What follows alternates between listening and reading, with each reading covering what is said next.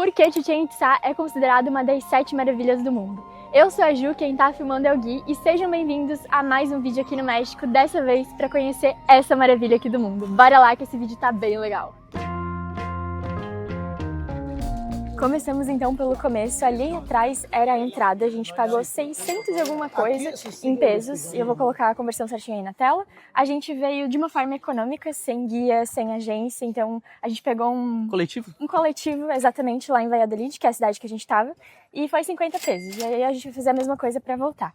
E agora, sem mais delongas, vamos ao que interessa, que é a Chichén Itzá. Já trago aqui, ó, um grande ponto que eu acho que muita gente pensa em Chichén Itzá como a pirâmide, né? Aquela grande pirâmide que quando você joga lá no Google aparece a foto.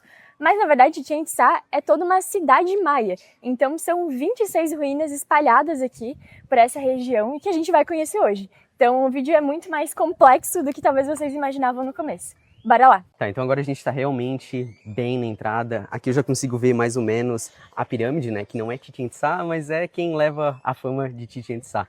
E antes da gente ir pra lá, ou melhor, enquanto a gente vai, né? Só explicar para vocês um pouco sobre os maias, né? Então, os maias basicamente foram povos que habitaram essa região aqui da América Central e principalmente a parte sul do México. Existem registro deles aqui já há mais de 4.000 anos, então 2.000 antes de Cristo eles já estavam ali nessa região. Eles eram povos que se administravam de uma maneira diferente, eles não chegaram a ser um império como os incas, mas eles foram cidades-estados. Então cada cidade tinha o seu líder, uma representação divina que gerenciava os recursos, enfim, gerenciava toda aquela região. Então é como se cada cidade fosse um diferente país, mas todos dentro da mesma cultura, a cultura maia. E essa daqui, Chichén Itzá, então foi uma das maiores cidades que eles construíram, uma das mais famosas, e hoje em dia eu acho que é a mais famosa, né? Tanto que é uma das 7 maravilhas do mundo, essa é a nossa terceira, estamos quase lá. E, cara, traz gente do mundo inteiro pra cá. A gente no coletivo pra vir pra cá, um ônibusinho assim que saiu lá de Valladolid, já tinha gente falando umas línguas bem diferentes que a gente não fazia nem ideia de onde era. E por mais que os maias já estavam por aqui há muito tempo atrás, a Chichén Itzá, que é esta cidade aqui, ela foi criada mais ou menos em 435 depois de Cristo, então bastante tempo ali pra frente, né? Ela tem, vamos por aí, uns 1.500 anos, é super antiga também, né? E aqui, então, a gente já logo na entrada consegue ver um dos maiores símbolos de Chichén Itzá, que é essa pirâmide aqui chamada Kukulcán, ou El Castillo. E aí, tem muitos significados por trás, a gente vai explicar um pouco de cada um deles. Primeiro deles, vocês talvez já vão estar ouvindo aí as pessoas batendo palma, né? Isso aqui eles não estão fazendo de loucura, não estão fazendo palmas para apreciar o local, embora é de se apreciar, mas sim porque quando você bate palma, lá dentro daquela casinha ali, daquela janela, o som reflete e traz o som do que seria um passarinho sagrado para eles. E foi intencional. Tudo aqui foi feito propositalmente, vocês vão entendendo que cada coisa, assim, não é ao acaso. Tem um significado muito mais forte por trás. E a galera tá ali batendo palma. Tá ali aqui tentando. O guia tá lá explicando como acertar a palma.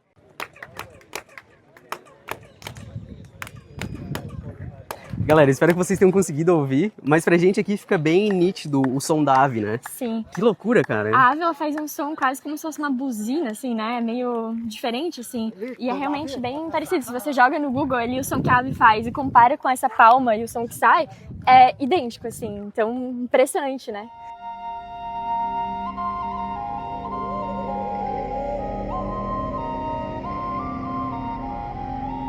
Essa pirâmide tem 4 lados e em cada um desses 4 lados tem 91 degraus. E aí, somando com a plataforma superior, são 365, que representa o calendário, 365 dias do ano. Então, foi tudo calculado e pensado. Naquela época, eles já tinham uma visão muito grande assim, de matemática, de astronomia. A gente vai comentar um pouco mais pra frente. E aí, em um dos lados dela, que agora a gente vai ter que descobrir qual que é, quando acontece o equinócio de primavera e de outono, que é um dia no ano, o sol, ele bate e aí essas pedras formam uma sombra de uma serpente. Vamos esperar chegar lá que daí a gente explica. Porque olha só, aqui desse lado eu já notei uma diferença. Que ela não está construída, ou pelo menos não está preservada da mesma forma que está aqui. Vamos ali pro lado que a gente vai conseguir mostrar melhor. Aqui a gente não está mais contra o sol, então, e daí facilita observar isso que a gente comentou. Que desse lado aqui, diferente do outro, não está tão bem preservado. A gente já tem ali algumas rochas expostas. Eu não sei se essa é a construção por baixo, né, desse revestimento assim que dá ou trabalhado, ou se foi só a forma que eles usaram para restaurar.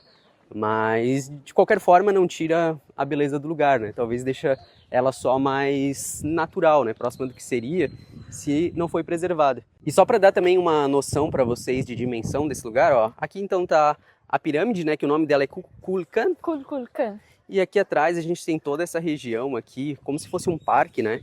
Com muito artesanato. Isso foi uma coisa que me chamou a atenção, que pelos vídeos que eu vi, eu não tinha notado isso, assim. Mas aqui dentro, ó, são várias pessoas vendendo artesanato, desde lá da entrada, quanto aqui mais para o meio, ó, ao redor dos templos arqueológicos.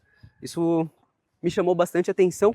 Por quê? Porque eles são muito rigorosos com os turistas na entrada. Por exemplo, a gente tinha algumas coisas ali que não deixaram a gente entrar, a gente teve que deixar lá num locker. A GoPro que a gente tá filmando, a gente também teve que pagar uma taxa para poder entrar com ela, né? Então Exato. Eles são meio chatinhos, assim, nesse sentido, né? Por exemplo, tu não pode entrar com comida, tu não pode entrar com várias coisas. Beleza, tu pensa, ok, é para preservação, né? Até que tu entende que tá tudo bem tu comprar ali dentro para trazer para cá. Que na verdade a intenção não é preservação, a intenção é promover uma venda casada, né? Então, qualquer coisa que tu trouxe de casa tu não pode trazer para cá, mas qualquer coisa que tu comprar ali, tu pode trazer. E ao mesmo tempo que tu não pode trazer certas coisas aqui para dentro, tu pode comprar certas coisas aqui quando tu chega. Exato. Não faz muito sentido na minha cabeça, assim, é totalmente uma venda casada, mas é aceitar, né, isso aqui. Se fosse, ó, pelo bem ali das iguanas que estão ali, ó, pra preservar elas, não trazer alimento, nem nada, pô, eu sou 100% a favor. Mas eu acho que dessa vez, né, ó, até ela fez assim com a cabeça, é isso aí. Ela até concordou. Mas enfim, bora seguir nosso rolê, que tá bom demais, isso aí não impactou a gente não, a gente só tá comentando realmente para vocês terem uma noção assim do que esperar, se for algum dia visitar, enfim, muita gente pensa em conhecer esse lugar aqui, tem um sonho, né, de fazer isso, então quem sabe essa informação aí ajude a não tornar esse teu sonho um pesadelo, né? Aqui então a gente tá na nossa terceira vista dela, né? É, cada lado, por mais que a pirâmide seja, né, igual, assim, de todos os lados, tem algum detalhezinho, por exemplo, como o Gui falou, ali antes não estava tão preservado quanto a parte da frente. Esse outro lado também, só que daí é de uma outra forma. Então é legal ir caminhando ao redor dela e olhando esses quatro lados, assim, sabe? Aqui no começo do vídeo a gente tá gastando um pouco mais de tempo com ela, porque querendo ou não, ela fica muito central na cidade, né? Tu chega, tu já encontra ela, não tem muito como fugir. Mas ali a gente já tem alguns outros lugares, algumas outras ruínas que a gente também tá muito ansioso para conhecer e mostrar para vocês. Aqui eu acho que é onde a galera tira foto, Júlia, porque não fica contra o sol. Ah, pode ser por causa do horário, pode ser. Daí talvez de tarde seja do outro lado. Mas o Gui falou, né, que isso aqui é a parte principal, assim, você chega e dá de cara nisso. E na época também era como se fosse a praça da cidade, sabe? Então era onde todo mundo se reunia, era o ponto realmente principal, mais importante. E talvez por isso, né, e também por conta de todos os aspectos que tem nela, assim, de toda a história, ela acaba sendo o mais famoso, assim, né, a cara de Chichén Itzá. Não, e ela tem umas outras características aqui que são muito impressionantes. Por exemplo, aqui a gente tá vendo a pirâmide, né? Mas, se eu falar pra vocês o que tem dentro dela, Júlia? Muitas coisas, galera, muitas coisas. Mas né? a que mais impressiona? A que mais impressiona é que tem um cenote. Um cenote bem no fundo dela. A gente já mostrou o que é um cenote pra vocês. É como se fosse uma caverna que abre e aí tem uma água natural, água doce dentro. E aqui dentro tem um cenote. Eles construíram em cima de um cenote e em cima de outras duas pirâmides.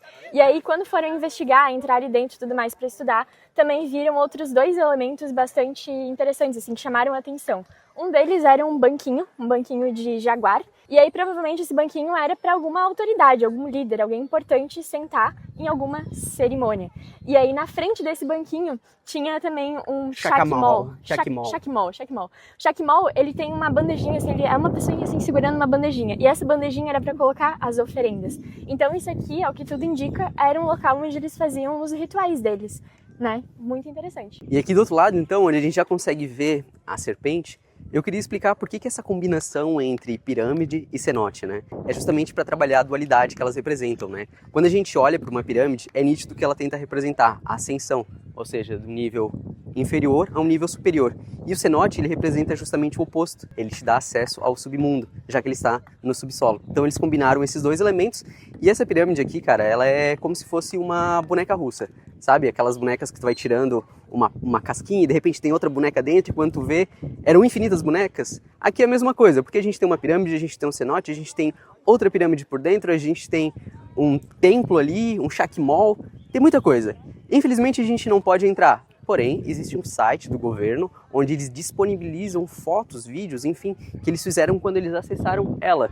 Da forma que a gente não vai fazer, mas a gente vai deixar o link aí para quem é curioso poder olhar em casa. Enfim, esse aqui é o lado então que tem a serpente, né, o Kukulkan.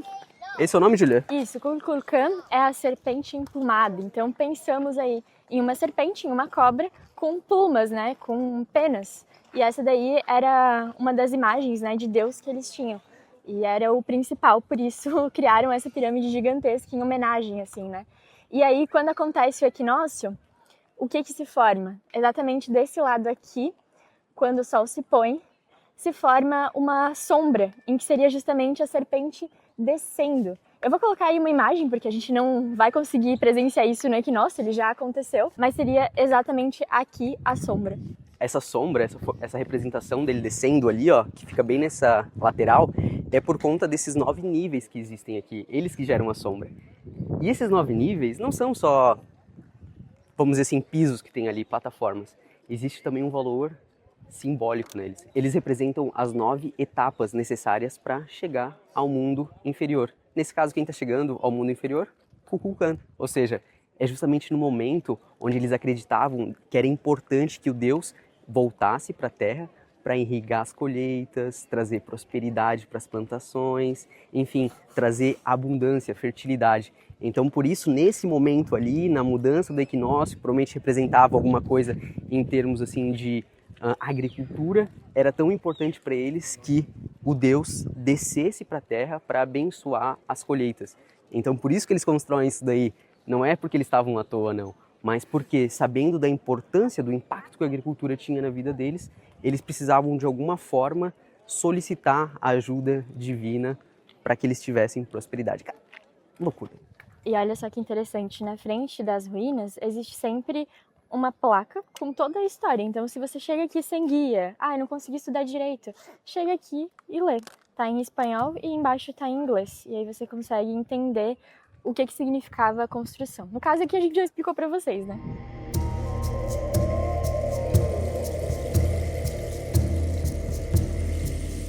E esse daqui, então, é o estádio, né? Não sei se... a quadra, se eu não me engano. É assim que eles chamavam, a quadra de futebol, né? Onde eles jogavam o famoso jogo da pelota maia. Cara, um lugar bem grande. Ali não sei se era um lugar que o pessoal usava para assistir a partida.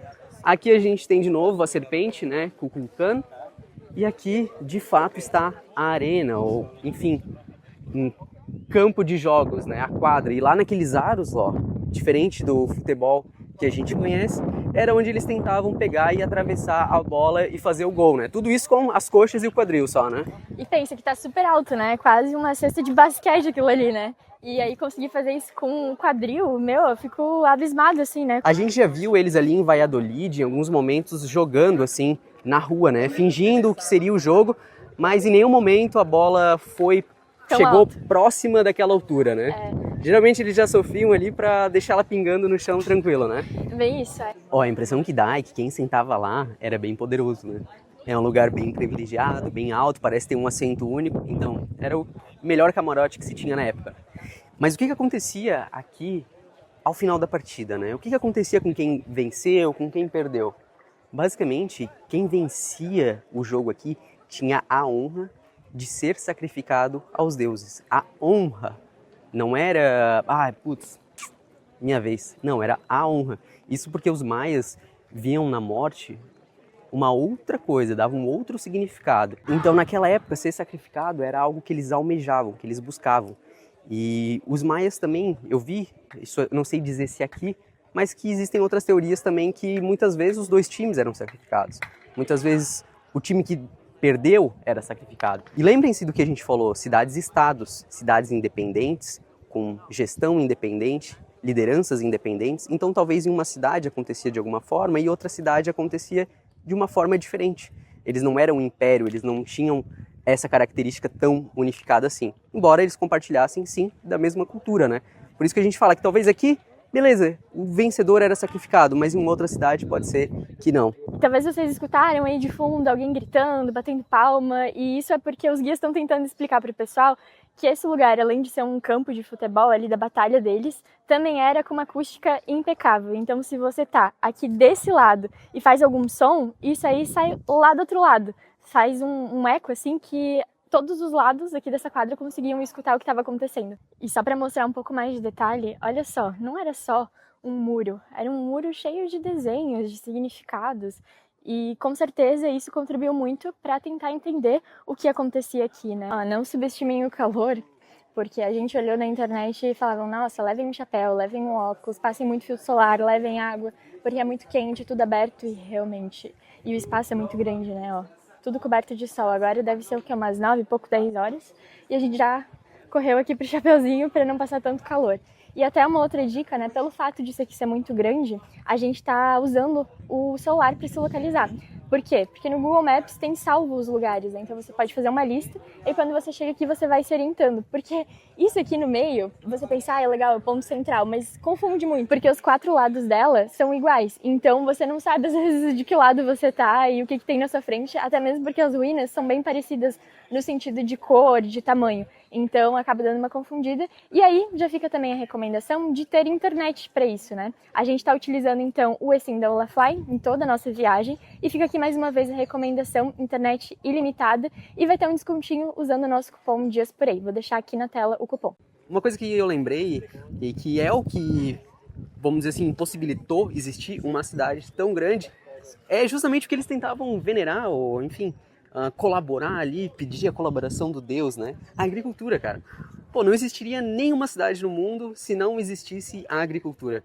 Porque, basicamente, pensa só, antes os povos eles eram o quê? Caçadores, coletores, então eles faziam basicamente nomadismo, de certa forma que a gente faz agora, né? Mas em outra escala, de outra forma. Eles pegavam e iam de um lugar ao outro atrás de alimento. Pô, acabou o alimento nessa região aqui, beleza, não faz mal, vou para a próxima região, vou lá, coleto, caço, e faziam isso até acabar os recursos daquela região. Porém, a partir do momento onde eles descobrem que, meu Deus, olha só a agricultura que legal, a gente pode começar a plantar as coisas e as coisas crescem na natureza, que incrível.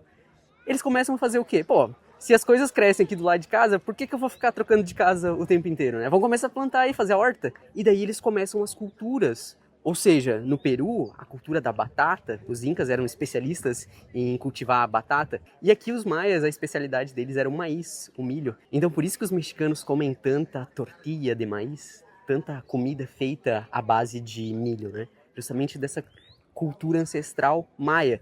E basicamente dessa forma toda a civilização humana, seja os maias, os incas, os egípcios, eles passaram a deixar de ser povos nômades coletores e passar a constituir pequenos povos, pequenas cidades, e alguns foram um pouco mais longe e criaram até mesmo grandes impérios. Enfim, só uma curiosidade aí, como a agricultura ela foi transformadora aí na história humana, né? E aqui não foi diferente, e essa cidade existe hoje por conta dela.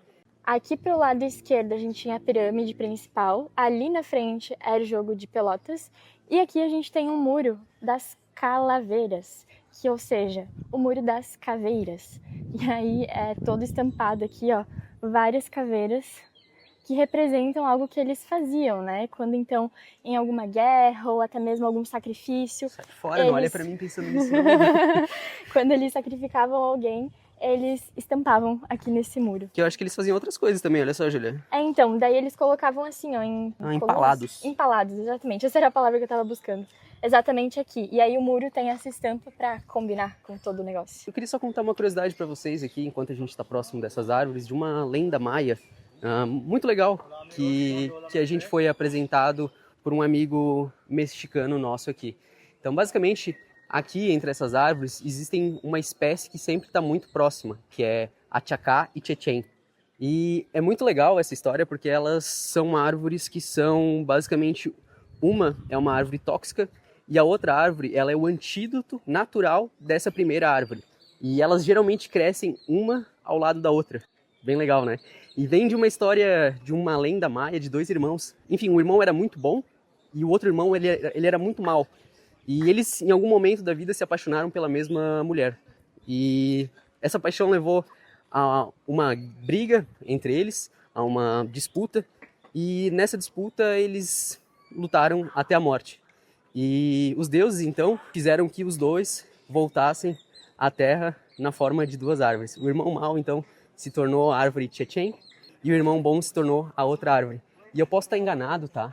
Mas talvez sejam essas duas árvores aqui. Essa daqui eu tenho quase certeza que é Chechen, mas essa daqui eu não sei se é Chacá. E elas crescem sempre assim, uma ao lado da outra. Amigo, uma consulta, sabe se esto acá é Chechen ou não? No, Perguntei ali pro senhor, ele falou que isso ali na verdade era Chacal. Chacal. Mas Chechen possivelmente está por aqui, elas estão sempre próximas, tá? Enfim, não sei precisamente, né, Júlia, qual que é a árvore, mas a história tá aí, é muito bonita. Vale a pena procurar na internet. E eu achei muito legal, foi um conhecimento que um mexicano que a gente conheceu, que a gente ficou bem próximo, assim, de amizade, contou pra gente, enquanto a gente caminhava lá por um parque, né? E, cara, foi impressionante, assim, ele comentando, e de repente ele falou, ó, e essa daqui é Chacal e essa é Chechen. Eu falei assim, nossa, elas estão realmente uma do lado da outra. Sim. Muito louco. Olá. ¿A cuánto están estas acá? 600 dólares. Que lindo. Sim, sim, por esto. Chakimon. Esses dois são os que estão, então, dentro da pirâmide, né? Uma miniatura, obviamente. É o Chacmol, esse aqui, que tem um negocinho para colocar as oferendas. E esse aqui, então, é o jaguar. E aí, esses pontos são uma pedra preciosa, jade. Legal, né? E quantos estão? 600, cada 600? um deles. Pô, bem bom preço. E Não, são nem de tanto, são madeira? lindos. De madera, claro que sí. Linda, linda. Estos son en el mercado grande de los pájaros por los guías. Salen 1.200. A ver? Sí, sí, ya nos ofrecieron por 1.200, sí. Está buen precio. Sí. Para que la gente sepa e venga cá. E não é muito pesado, tá? É levinho, legal. E, enfim, tem bastante opção de artesanato por aqui, ó. São Brasil. Ó, mais barato. Brasil humilde como mexicano. Sí, somos hermanos, ¿no? Americanos, pero dos buenos, ¿no? Presente para sogra. No, para sogra hay que llevar una serpiente. Sí. Dale, amigos, que les vaya bien. Graças. O povo aqui é muito querido, não adianta, eu tô adorando. Bora lá, que eu acho que agora a gente tá indo em direção ao cenote sagrado, né, Julia? Isso mesmo. É isso mesmo? Porque não tem só o cenote que é ali da pirâmide, né? Que a gente não consegue acessar. Na verdade, tem outros 2 cenotes aqui nessa região que estão abertos, assim. Obviamente, você não pode entrar. E eu já vou explicar o porquê que não pode entrar. Assim que a gente chegar lá, eu conto. E às vezes a galera pergunta, pô, mas vocês ficam olhando, perguntando os preços, mas nunca compram nada. Enfim, não é por falta de vontade, tá? É que realmente na nossa situação não tem muito como a gente levar. Pensa que a gente tá com 2 mochilões, 2 mochilas, já tá assim, lotado com o básico que a gente precisa para sobreviver. Olha, que a gente já leva o básico, tá? Então, infelizmente, não sobraria espaço para essas coisas. Ainda mais considerando se a gente for querer levar em todos os lugares que a gente visita, né? Acaba-se que se torna realmente inviável. E aqui, ó, que vocês vão ver, tem muita opção. É muito fácil tu se convencer de levar alguma coisa. Eu, particularmente, queria muito levar as máscaras que eles fazem aqui. Eles fazem algumas máscaras maias, assim, que são incríveis. Esses trabalhos de madeira ali também, cara, incrível, tá? Ali tem o Chacmol também. Tem muita coisa. Ó, o cara falou que é mais barato que... Como? Mais barato que 25 de marzo. Sí, sí. Casi de graça. De Brasil, De Brasil, sim. Sí, sí. ¿Y tú dónde aprendiste esto? En internet. En internet. Oh, ¿sabes bien? Famosos ustedes en internet. No. No, casi nada. Casi nada más que Luisito Comunica. No, Luisito Comunica. Por allá. No, nos falta muito. Luisito Comunica, pra quem não sabe, é um youtuber hispanohablante, então, É aqui da mexicano, América Latina. É inclusive. mexicano, é verdade. Ah, claro, por isso. E, enfim, ele é muito grande, ele tem uns 40 milhões aí de seguidores e ele é uma das nossas referências também. A gente acha o conteúdo dele bem legal. É um crânio, é maravilhoso. Mas mostra antes as máscaras aí, Julia, antes que a gente... Encontramos, ó. Essas são as perde. máscaras, então, que o Gui tava falando, que são muito lindas. De Brasil. Brasil, 20 sim. pesos un dólar. Qual? ¿Cuál te gustó? Puedes preguntar sin compromiso. 20 pesos. Para Brasil más barato. Sí, Brasil pobre como el mexicano. La gente sabe, la gente sabe. Sí, es verdad, ¿no? Ya no nos alcanza el sueldo. Está como $300. Está muy caro. Todo está muy caro. Es el calendario más completo. Tiene los meses, los días y los números. Que lindo. Es E a el quanto calendario está? Tzolk'in. Pesos vale 300. 300 pesos, uau. Pero me lleva 3 días de trabajo. Como somos viajeros, con mochilones, ya no hay espacio. O sea, si llevo esto, tengo que dejar mis zapatillas. Dejas tus- Eu gostei que eles souberam abordar bem os brasileiros, Sim. reforçando o fato de que somos humildes também. Sim. Isso é importante. Às vezes, quando tu vai no lugar, todo mundo te bota no mesmo taxa de gringo. E para gringo, sempre é muito mais caro. Brasileiro. É mais barato, né? E como a gente já viu, né, uma característica lá de Valladolid, que também era uma cidade com maias, né, com povos indígenas, é que, de maneira geral, as cidades sempre estavam próximos dos cenotes. É muito vantajoso, né? Tu consegue ter acesso fácil à água e tu pode usar, como no caso ali da pirâmide, pela questão religiosa. E aqui, então, é um dos outros cenotes de Chichén Itzá. Esse daqui é o cenote sagrado, né, Julia? Isso, o cenote sagrado, e ele era utilizado então para sacrifícios. Por isso que a gente não pode entrar nele, a gente só pode olhar de cima. Tem uma construção aqui na frente que impede um pouco de ver, mas tá logo ali, ó. É bastante fundo e a água dele é verde. Aqui de outro ângulo, então, dá para ver um pouco melhor. E esse cenote aqui também era utilizado para fazer cerimônias para o deus da chuva, o Chak. E uma curiosidade, Julia, que eu vi quando a gente estava para entrar aqui, é que lá na frente, do lado dos banheiros, tinha uma máquina. E tinha um escrito lá explicando que máquina era aquela, né? E o que aconteceu? Essa região aqui, durante muito tempo, ela foi propriedade privada de um senhor. E esse senhor, ele fez, vamos dizer assim, escavações bem pouco arqueológicas, eu diria. Agora estou com o meu chapéu de historiador. E daí, o que ele, na verdade, ele fez? Ele pegou uma máquina, jogou nos cenotes e usava assim como se fosse uma pinça, sabe? Para tirar tudo que tinha lá dentro. Claro que tinha muito artefato arqueológico, muitas coisas que foram usadas para oferendas, enfim, diversas coisas que foram tiradas de qualquer modo e o pior, foram levadas embora do México. Então ele pegou, levou para outro país e depois doou para o Museu de Harvard. Olha só. Então todo esse patrimônio, na verdade, era patrimônio mexicano, né? Deveria estar aqui, estar exposto nos museus daqui. Enfim, poderia, quem sabe, ser até um outro museu aqui dentro, mas infelizmente aí foi vítima desse acontecimento. Por acaso, então, eu li essa placa lá e eu achei que valia a pena comentar com vocês aqui. Então imagina, né, que como eles faziam bastante sacrifícios aqui ao longo de muitos anos, tinha muito material ali embaixo, né?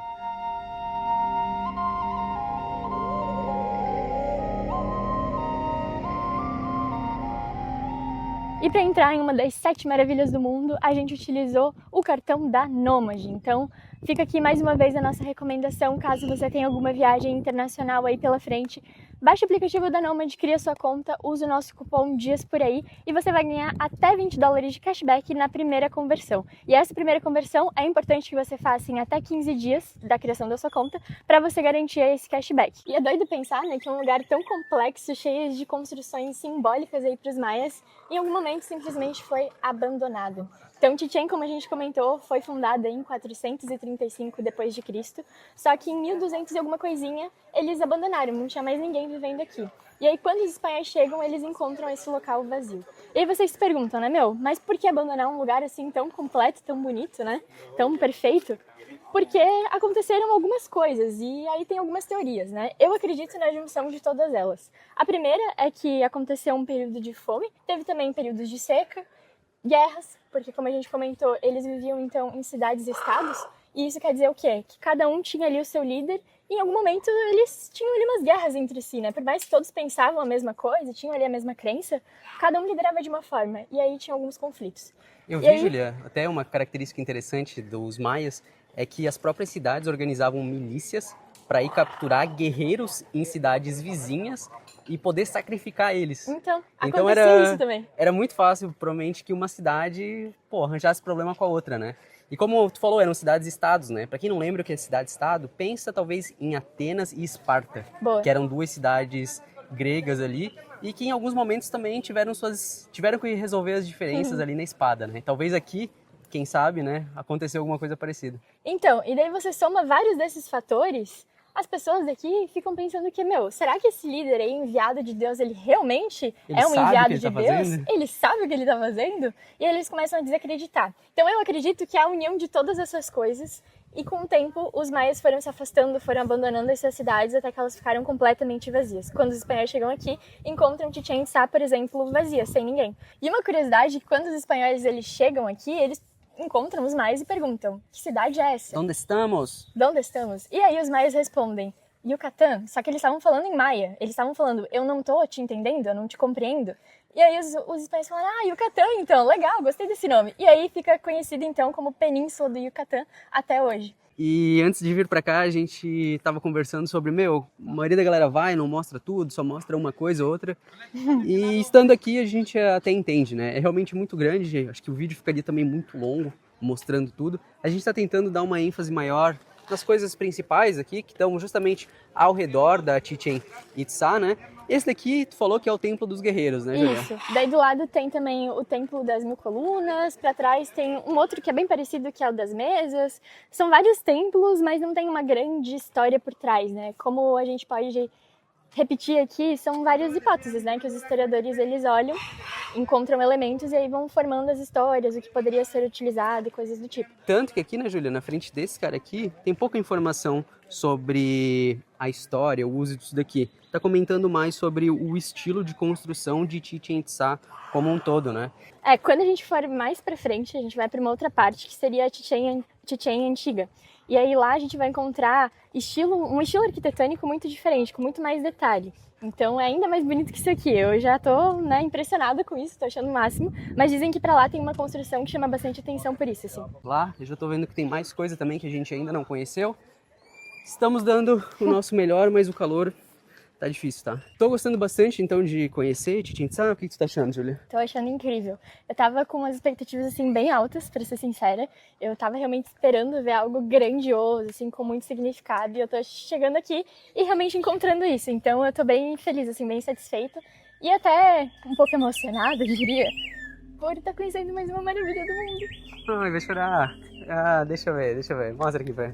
A emoção. Não, mas é sério. Essa já é a terceira. Por que eu choro? Eu não queria estar chorando. Mas eu me sinto muito feliz, muito realizada de estar aqui.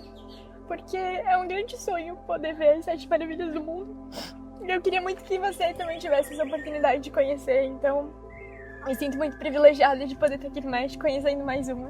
E estar compartilhando com vocês aí um pouco também. Ai, eu não vou falar mais nada que senão eu vou chorar mais. Então, o que eu vou dizer, se você tá gostando aí de conhecer, então, essa maravilha do mundo aí, pela visão da Júlia, hoje, que ela é nossa historiadora aí, nomeada, né, pra apresentar a cidade. Então, deixa seu like aí, deixa seu comentário, que isso apoia bastante o nosso trabalho, né? E agora bota teu óculos aí, Júlia, senão eles vão achar que eu briguei contigo. É emoção, gente, é emoção. Eu sempre dou uma dessas, eu sempre acabo chorando, mas é de felicidade. Ó, agora a Júlia se acalmou um pouquinho aqui, né, Júlia? Já parou de chorar? Parei. Conseguiu controlar as emoções? Eu te entendo, Júlia, é realmente maravilhoso estar num lugar desse, revivendo parte da história, né, da humanidade. E, querendo ou não, é um privilégio, né? A gente gostaria que todas as pessoas tivessem essa mesma oportunidade, pudessem conhecer. E até por isso que a gente grava os vídeos, né? Para que vocês possam aí, da casa de vocês, sentir um pouco do que a gente sentiu visitando o lugar. Então aproveitem bastante, deixem seu like, deixem seu comentário, não custa nada, né? E pra gente é uma maneira aí de, enfim, de receber o apoio de vocês. O YouTube entende isso, ele divulga ainda mais os nossos vídeos quando a gente recebe esse tipo de feedback positivo, né? E aqui então, Júlia, só pra gente continuar, esse é o Templo das Mil Colunas que tu comentou pra mim, né? Uhum. Tu sabe um pouco mais de informação dele, assim? Não tem muita coisa, na verdade é algo que eles supõem que então era para alguma reunião, né? Ele é bem grande e talvez suportaria bastante das pessoas que moravam por aqui. E aí provavelmente ele era coberto em cima com alguma palha, alguma coisa mais natural assim, que aí com o tempo foi se desfazendo e ficou só as colunas. Pô, legal. E eu vi que pra lá, ó, tem algumas outras coisas também. Vamos lá dar uma olhadinha. E faz bastante sentido o nome desse lugar ser Templo das Mil Colunas, porque é muito grande. Aqui então é a parte final dele. A gente entrou por lá, ó, não vai dar pra ver muito bem por conta das árvores. E aqui, pelo que a Júlia me contou, pode ser que a gente consiga ver uma outra construção. Ah, o banho de vapor. Olha só. Então lá basicamente existia uma sauna, né? Que louco, sério que eles tinham sauna? Deu tempo de pensar nisso? Eu vi ali que a estratégia que eles usavam para manter tudo quente era aquecer as rochas. Hoje em dia a sauna é ao ar livre, né? Porque tá um calor ferrado aqui hoje. Não. Tá realmente bem quente, não tem o que fazer sem o chapeuzinho, sem o óculos e protetor solar, né? Eu acho que até com o protetor solar aí a gente já se queimou. E andando pela cidade, a primeira dúvida que surge é, beleza, a cidade é muito grande, tem bastante templo, tem quadra de futebol, tem pirâmide, mas para ser uma cidade precisam ter pessoas morando, né?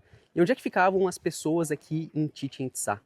Olha só, para vocês terem uma noção, essa cidade ela chegou a ter entre 35 a 50 mil habitantes. Pelo que a gente viu, a elite ficava geralmente mais próximo ali da parte central, enquanto a população assim menos privilegiada ficava na periferia, nos arredores, né?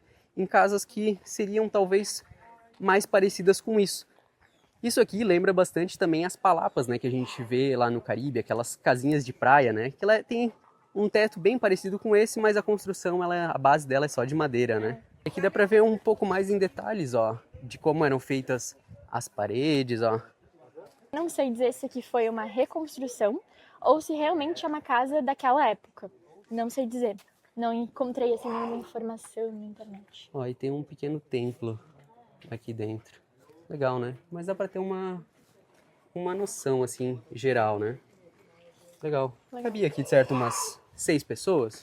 Então, na época daí moravam uma família completa, assim, né? Tipo, o avô, a avó, o filho, o neto, todo mundo em uma casa só. Olha só, galera, que trabalho excepcional que esse cara tá fazendo aqui. Totalmente diferente de todos que a gente viu, tá? Ele tá aqui, ó, fazendo na hora. Esculpindo na hora. Olha esse trabalhado aqui de madeira. Lembra que eu falei pra vocês que eu queria muito levar uma máscara? Olha isso. Dá pra entender por quê, né? Muito Incrível, bonito. Impecável. Amigo, eres un genio. Muy lindo tu trabajo. Sí, muy lindo tu trabajo. A ver, qué lindo. Es el dios del centro de México. Wow. Qué lindo. Cuando termine una pieza como ese, lo puedes mirar y ya listo. Es lo que Ah, sí. vai estar como esta? Exactamente. ¿Y cuánto tiempo llevas haciendo? Me lleva como 3 días, por los 3 años días. que llevo. Sí, por los años que llevo de experiencia. Ujú. ¿Ya trabajas con esto hace cuánto tiempo? 31 años. Wow. 31 años, sí, ya de experiencia con la madera. Este que es una réplica, que ¿estás viendo el equinoccio? Ujú, Ese ujú. es el equinoccio. Lo que se miró el del 21 de marzo Ah, sí. y se mira el 22 de septiembre. Mi pirámide Wow. Qué lindo. completo, los 26 ventanitas Uhum. y 26 que son las 52 Qué lindo. semanas del año. Qué lindo. 91, 91, 91, que hace 364. Esta plataforma principal cuenta por 365 días del año. Aquí se va a formar el equinoccio. Pasa por aquí, por favor. Vea. Ah, ele vai fazer, ó, Nossa. agora a mesma visão que a gente tem lá. Esto es el sol, lo Ujú. utilizo como el sol. Y usted va a mirar la serpiente. ¿Ah? ¿Ya ve cómo se formó? Sí, acá. Claro. Wow. Sí. Que Muy louco. impresionante. Se mueve, va Sí. bajando. Y como se va moviendo con el sol, pues se va formando. Que lindo. Que lindo. Wow. ¿Ya? Calendario maya. Qué Este loco. se mueve. No. Este se mueve. Es un... Está em quanto? Este le sacan 3.500 3.500. pesos. ¿Y cuánto cuesta la pirámide? Este les hacen unos 7.000 pesos. 7.000. 7.000 pesos, sí. Sí, en 7.000 pesos, porque es una réplica de los... Sí. No, no, está- muchísimo trabajo, Sí, está muchísimo. impecable. Está tremenda, está tremenda. E acá tu aceptas tarjeta também. Claro, puede Para- pagar en tarjeta. Ó, sí. galera, então quem Claro. aparecer aqui, ó, cartãozinho da Nomad, e aproveita para levar que o trabalho dele é realmente diferenciado dos outros trabalhos que a gente viu. Muy lindo tu trabajo, Muy un gusto lindo. conocerte. Ó, galera, então já sabem, né? Procurem pertinho da casinha Maia lá. E a gente tá falando, não é à toa, tá? Realmente impressionante ali o trabalho dele, assim. E tu chegar ali e ver ele trabalhando na hora, fazendo manualmente, traz muito mais valor, né? É outra experiência. Seguimos explorando, então. A gente encontrou uma outra pirâmide aqui agora, que é, na verdade, uma tumba, né? Muito impressionante. Ali nas escadas também estão a serpente, né? Como na outra lá. Aqui ela parece estar bem preservada em todos os lados. Um pouco menor, né? Comparado à outra. Mas me parece que está melhor preservada, assim, em questão das placas de pedra e tudo mais. Aqui, se eu não me engano, né, Julia, é a região da cidade antiga, né? Que tu comentou para mim. Não sei dizer se todas as construções daqui são, Mas Chichén, então, tem, né, duas eras aí de construção, né? Então a gente consegue observar uma arquitetura mais moderna e outra arquitetura mais antiga. E aí, Assim, moderna para os padrões da época, né? Ninguém tá não falando moderna de 2026, né? pirâmides espelhadas com LED, Não. neon, nada disso, tá? Pra Mas época. na arquitetura antiga a gente consegue observar mais detalhes. Na verdade, a base delas é bem simples, bem pedras assim, padrão.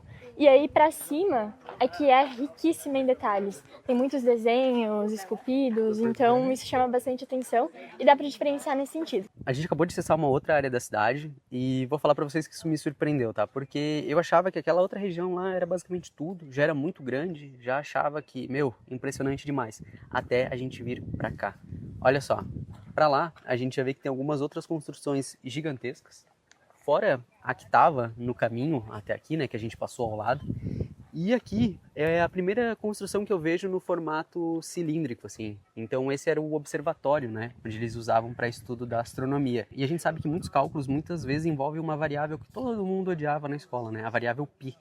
E o π, ele é obtido justamente de uma relação, né, entre uma circunferência e seu diâmetro, enfim, dá para obter ali de algumas formas, né.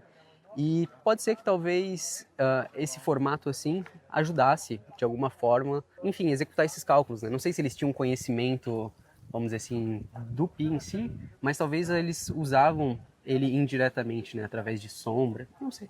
Só estou realmente comentando, é totalmente minha cabeça, tá? Não tem base histórica nenhuma. O ponto é que os maias eram muito bons em matemática e muito bons na astronomia. Eu não sei agora os cálculos exatos, mas existem comparações de alguns números que a gente tem hoje em dia, de alguns cálculos, que davam quase exato assim no que eles calculavam na época. Então é impressionante pensar que um povo tão antigo, com poucos recursos, né, conseguiam fazer esses cálculos já nessa época. Não, eles tinham um calendário, eles tinham um controle. Consegue ver que eles entendiam justamente de astronomia a partir do calendário deles, né? A partir da pirâmide lá, que, justamente no equinócio formava a sombra. São várias dessas coisas que te permitem afirmar que sim, eles tinham uma compreensão da matemática. Como eles viam a matemática, né? Como eles tratavam ela, isso é outra coisa. E se liguem nessa construção aqui, que gigante. Eu achei interessante, ó, que aqui ao lado parece que tem algumas paredes que colapsaram, ó, tu consegue ver um pouco como seria dentro. Eu não sei se isso é porque as paredes tombaram, se era realmente o desenho do lugar, né? Mas lá em cima a gente vê algumas janelas. Cara, olha só, ali tem um outro acesso. Uma iguana de novo, né? Pra variar, não sei se vai dar pra ver bem no vídeo que elas se disfarçam.